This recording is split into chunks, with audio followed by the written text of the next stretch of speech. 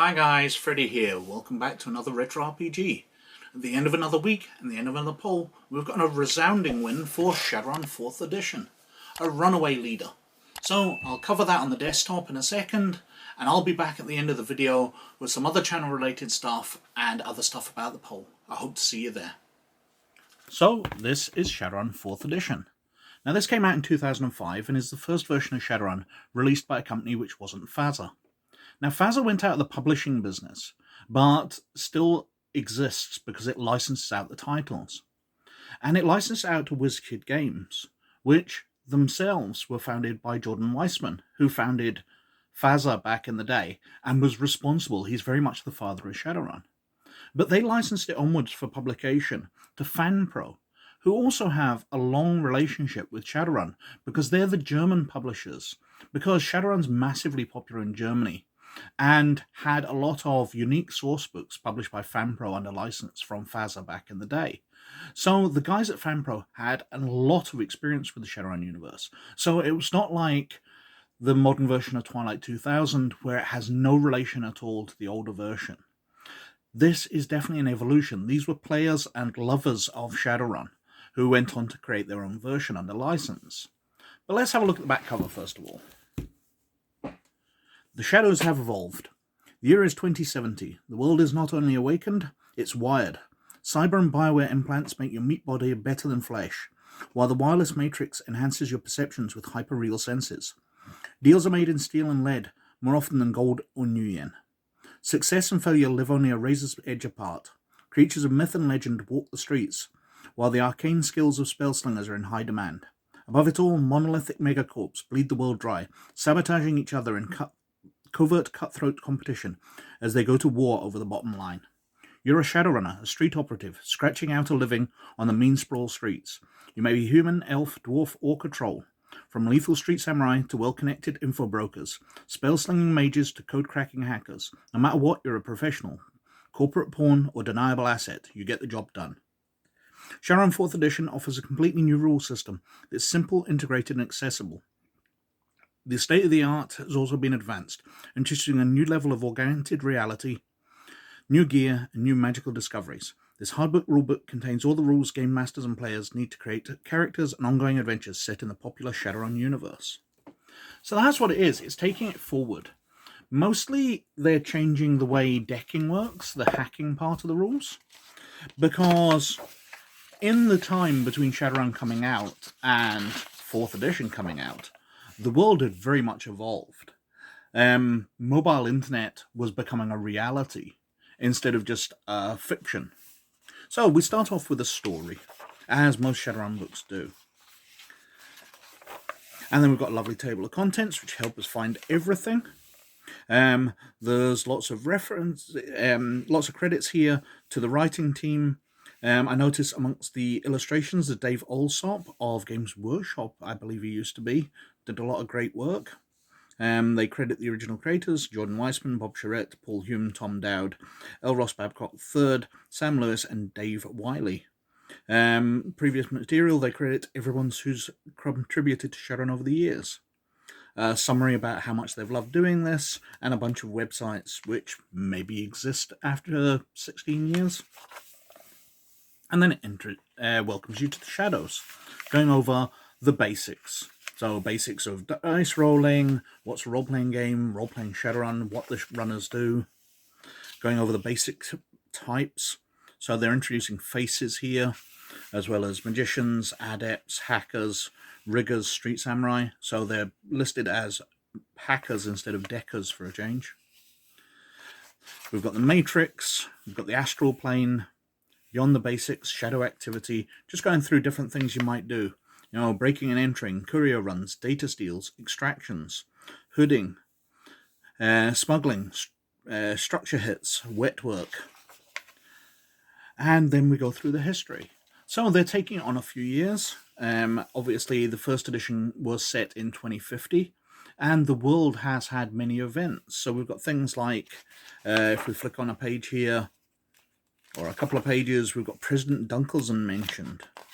The Night of Rage is still mentioned, although it's very much downplayed. There it is, President Dunkelson and Dunkelson's will.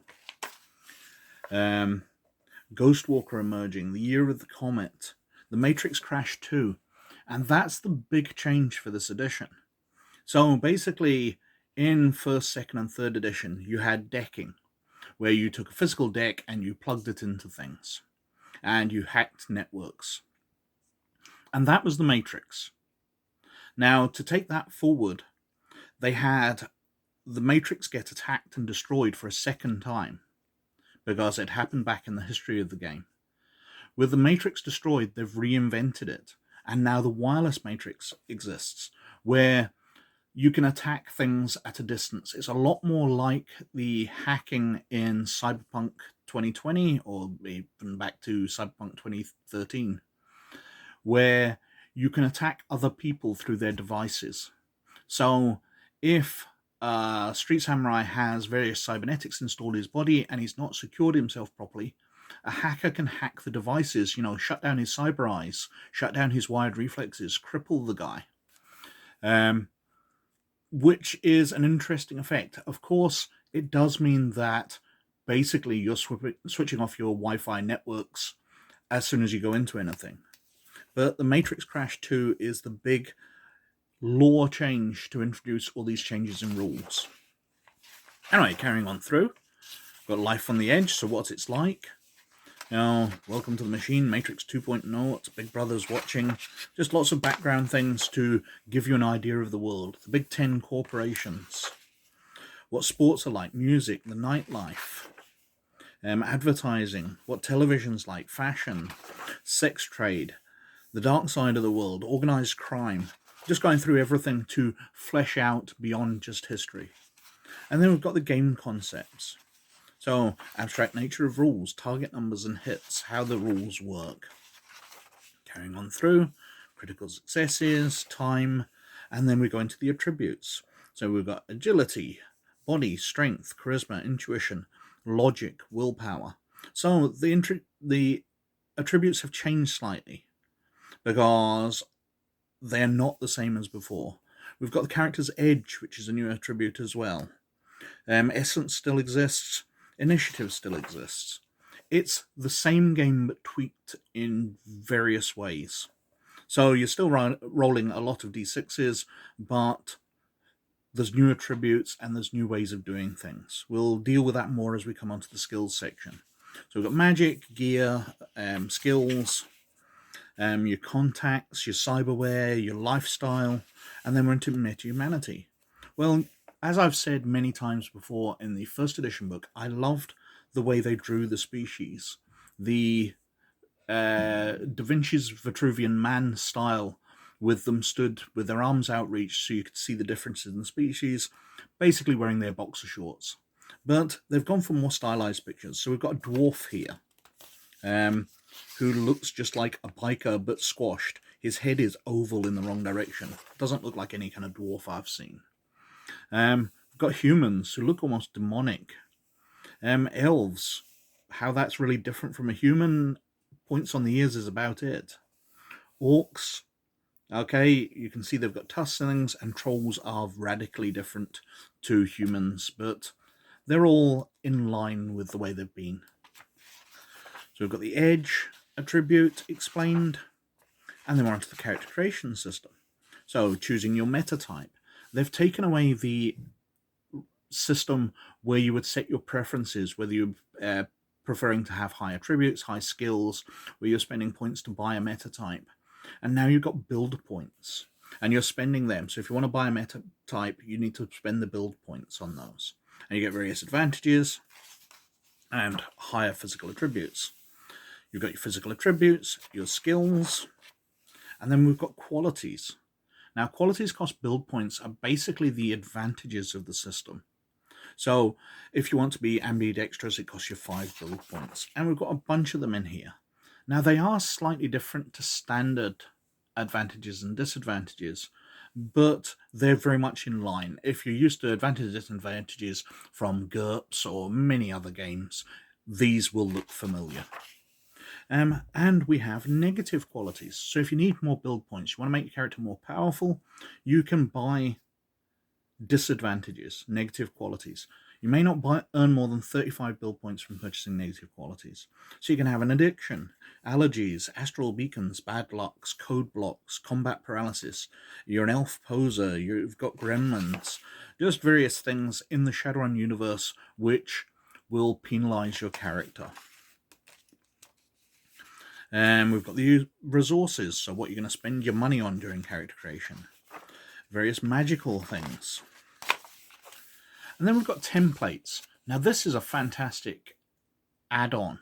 Although the templates existed, I think these are far more fleshed out. Although if you go into the errata, you'll find that they are massively unbalanced, and that's fixed because they made a lot of mistakes in the templates. But we've got combat mages, covert ops specialists, enforcers, drone riggers, gunslinger adepts, faces, occult investigators, hackers, smugglers, radical eco-shamans, street samurai, sprawl gangers, technomancers, street shaman, and weapons specialists. Now on to the skills section. Well, this is one of the big changes, because skills are now grouped, where under agility you have these skills, but you don't have the skill web anymore. So you've got skill groups here. If you buy outdoors skill, you can get navigation, survival, tracking within that. And obviously buying the group skill costs a lot more than buying the individual skills. But in the old system, you had the skill web, where being skilled at something would give you an ability in another thing. So if you had a high agility, you would naturally be good at things like gymnastics and athletics because you were highly agile. Now, your target number would go up for going through the web, but you could default to things, and you can make story things. The thing, story elements out of them. The thing that we used to joke about in first edition was that the Japanese skill was the easiest to get to for most things. And the way we covered that in the game was basically you were reading the instructions in Japanese and learning how to do something. So when you were setting demolitions, for example, increasing your target number by defaulting to Japanese through a number of pips, you would just explain, well, I'm reading the instructions in Japanese to find out how to do this. It was a very silly game effect, but added to storylines. You know, in the middle of combat, you're trying to set these explosives and you're settling down and flicking through the instructions to find out how it's done. It was amusing. It led to some extra story elements. It built the world for us. But this is fine. It just feels very different. Carrying on through the skills. Jumping, resonance active skills, charisma linked to pose test, technically active skills, street knowledge, language in 2070, the combat section. So we're going through initiative, combat turns, free actions, action phases, all the usual stuff. Weapon ranges. What else we got here? Range combat modifiers. Different types of fire, so single shot, semi-automatic, burst fire, full automatic. Projectile weapons such as grenades, rockets and missiles. Then you've got melee combat. Other combat factors such as armor, whether you're in full defensive, whether you're intercepting, when you're knocking somebody down. And then we're on to the damage. So how you resist damage. Whether the damage is going through a wall or about other barrier. We've got vehicle combat section here. Then we're on to the awakened world, so we're dealing with the magic here. So magic use. So we've got the sorcery skill. We've got conjuring. We've got drain. As you drag magical energy through your nervous system, it can stand a chance of burning your nervous system and damaging you physically. Noticing magic, the different traditions of magic. So sorcery and shamanic. We've got spell casting, you know, choose your skill, choose the force of the spell, choose the targets. And how to do that? We've got conjuring, how to bring spirits into the world to help you. Sensing, to detect magical things. We've got other stuff, the meta planes, mana barriers, wards. We've got the Adept Powers. So physical adepts are basically kung fu martial artists. They have incredible abilities. They can flip around, they can beat people up, they can heal rapidly, and they buy those points from their magic total. We've got focuses. So to increase your magical abilities, you can buy a magic item which will do that, and you can bond it to yourself. Street Grimoire, so we've got various spells here. They look very familiar, so Flamethrower, Shatter, Knockout, Detect Life, Detect Individual. Quite a few pages, and then we're on to the wireless world. So this is the hacking section. So we detail how the matrix is laid out, device and software ratings, augmented reality. So comlinks are the new things. Basically, your cell phone, your smartphone is a comlink, but it can create a PAN, a personal area network, so it can connect to all your devices. Need to make a call, review a video file you took yesterday, scan the diagnostics on your cyberlink. You do all that through your comlink and your PAN. But having a personal area network makes you vulnerable. People can hack into it. So while you can be using the smart link in your gun through your personal network, you're far better to physically plug into it so nobody else can interfere with that connection and shut down your gun. Then we've got more stuff from the Matrix, getting online, using the Matrix, hacking, what programs do, VR Matrix Perception. There should be a list of programs sooner or later. Here we go, sprites, which are small programs you can create to help you out. We've got rigging and drones, so basically controlling small vehicles through your mental connection to them. Then we've got a section on running the shadows. The various stuff which isn't covered with combat or skill sections, so things like health, healing yourself up after combat, venoms and toxins, substance abuse, so various drugs, security systems which you might go up against. What else we got? Your reputation, so whether people recognize you and respect you. Different types of identification, comlinks, cred sticks, and ID. So how easy it is to steal money off people, fake IDs, your lifestyles, what kind of place do you live? Do you stay in a mansion or do you stay in a hovel? And then we've got karma, which is the experience. So you get karma rewards and you spend them to increase your skills and attributes. And we've got the sort of games mastering stuff, creating an adventure, integrating new team members. Then we're on to the friends and foes section. So on player characters, do you want a corporate security unit or a police squad? Using contacts, so the different people you might call on for information when you're going to break into a building and you want to know somebody who knows if there's a back door in or whatever. You might call your fixer, or you might know a blogger or a bartender. Obviously, some of these will have more relevant skills to different situations. And then we've got critters, so the different monsters. Because when magic returned to the Shadowrun world, not only did it change humans into elves, dwarves, trolls, and orcs, as well as staying as humans, it created things like Sasquatches, ghouls, barghests, devil rats, different monsters from fantasy which now exist in the Shadowrun world. And we've got the great dragons, finishing that off. And finally, we've got the street gear, so the equipment and all that. So dealing with how to get it on the black market, how to sell stuff off, so when you shoot a security guard and steal his gun, how much are you going to sell that gun for? Wireless connectivity, turning it off. We've got onto weapons, so we've got melee weapons here, combat axes, stun batons, monofilament whips.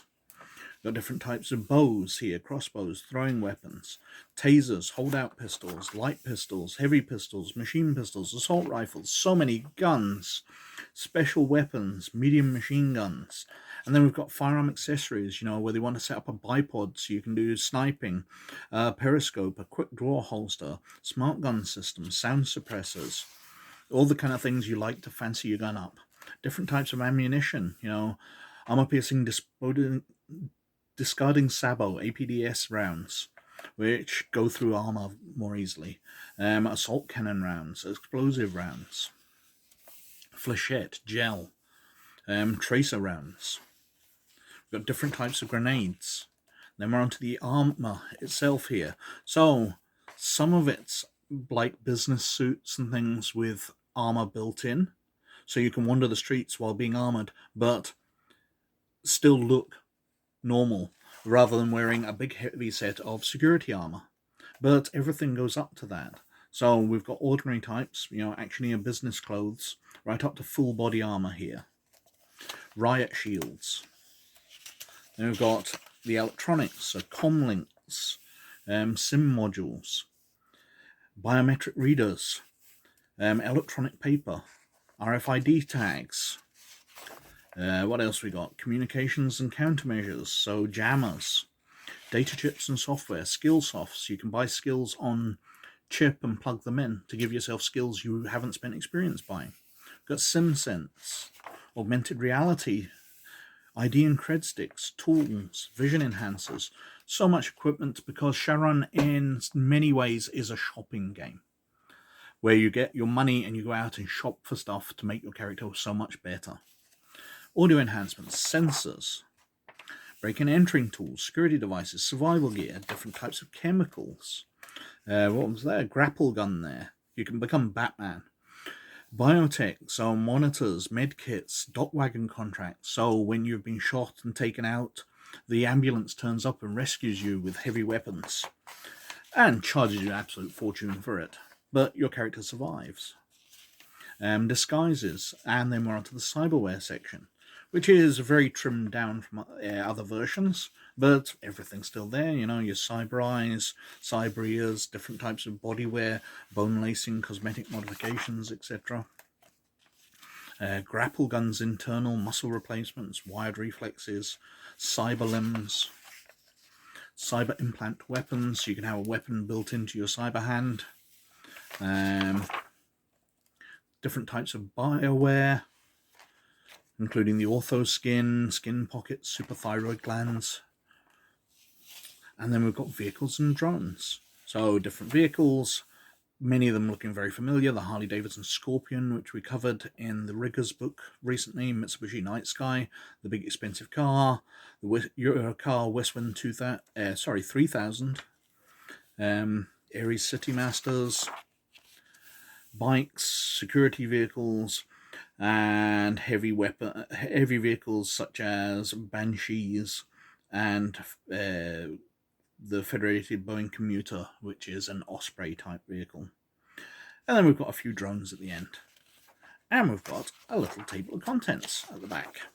Before we reach, at the very end, summaries of build point costs, summaries of different types of actions you can take, and the page references to read up on them, including the critter actions. And then we've got the character sheet front and back, and a map of North America. So that was Shadowrun 4th edition, which came in way ahead of everything else, with 50% of the vote. Half the votes cast were for Shadowrun 4th edition. So an amazing win for that.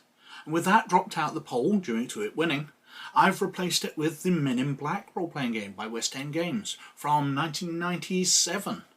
Now, it's a great game from West End Games, but one I imagine not a lot of people play and not a lot of people have looked at. So we'll see if you're interested in seeing something about that. In other channel-related stuff, I'm back doing the rules breakdowns. Obviously this week I'll be doing Shadowrun 4th edition to go with the rules breakdowns I've done for 1st, 2nd and 3rd edition. And we're catching up with some of the games that I covered while I was doing the Path to a New Edition series. But, as I've said before, I'm coming towards the end of doing that series, because I'm now doing a lot of source books, so I've already covered the rules. So, rather than laying out exactly what I want to do next, I've had some ideas. So I thought I'd mention them and see what you think. One of them is, I've had a bunch of people asking for me to do character creation videos. Now, I'm not entirely sure how I would do those. I would obviously pick some of the games which were easier to do character creation, where I could fit them into a fairly short video. Because I can remember, like Shadowrun 1st edition, spending hours making a character. But actually going over character creation should be a lot quicker than that. But I don't want to create hour-long videos where I go into every detail. Secondly, I've had a bunch of people asking for me to go into other elements of games. So, for example, in Shadowrun, I would go into the magic system or the decking system and lay out how those rules work different to the main rules. And lots of games have different systems. You've got the psionic system in the Traveller games, etc., etc. Magic systems, cybernetic systems, etc. The deeper level. And lots of people have asked for those kind of things. So that might be an idea to carry on as well. I've also considered, what if I was to do encounter videos? So coming up with a map that you could download with some descriptions in it that I would write up. I would edit the maps, and the video would be about my suggested uses for that. So encounters you could drop into your games, and I would do fantasy ones, I'd do science fiction ones, I'd do cyberpunk ones, which could be modified to various games of that genre. That was an idea, but it seems a bit far away from what I tend to do on this channel. So I'm not sure what you guys would think of that.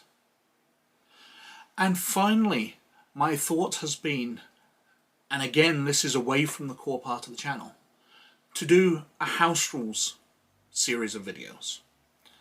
Especially starting off with everything I've picked up through the rules breakdowns, and basically going through the elements I liked best from the various games I've covered in rules breakdowns, and combining them to create my own house ruled system. So damage systems from this game, initiative systems from this game, experience systems from this game, to build what I think is containing the best ideas from various games. Now, that's a fairly short series where it'll only be a bunch of videos, but other house ruling stuff would be to go over how you might house rule and lay out ideas in various published role-playing games. So Dungeons & Dragons, Traveller, Shadowrun, etc. But again, I want to know your ideas. These are just some things I've had floating around. I've got various ideas in my head. Some of them seem very aligned with what the channel does. Others of them seem a bit getting away from what I do.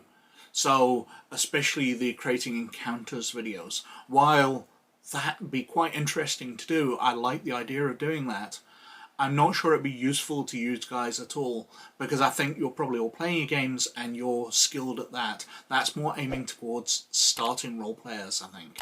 But let me know what you think down in the comments. It'd be very much appreciated. And as usual, I have waffled on for way too long. So thank you very, very much for watching as always. But most of all, you look after yourselves. And I'll catch you later. Bye now.